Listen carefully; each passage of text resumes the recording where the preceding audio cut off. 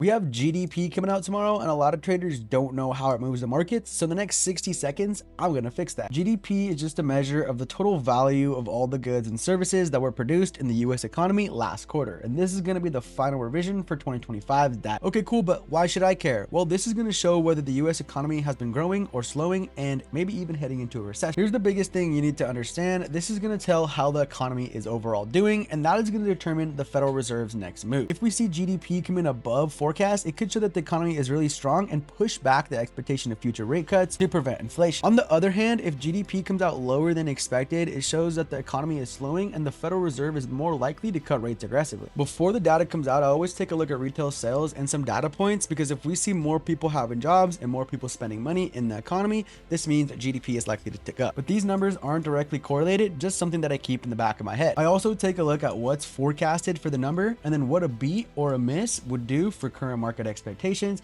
and my market AI dashboard makes that really easy. Where a lot of traders go wrong is they'll see GDP drop, the market will move 50 pips, and they'll try to react to the candle without understanding why it's moving the market, which is completely backwards. Professional traders either position themselves ahead of the data using leading indicators, or they sit out, let the dust settle, and position themselves after the news comes out. By the time the number prints, institutional money has already priced in the move. You can't just chart your way through a GDP report. You need to understand what it's going to do for Fed policy and how it's going to affect expectations. So if you guys want a cheat sheet that breaks down how to trade the 5 economic events that actually move the markets, comment macro and I'll send it right over to you.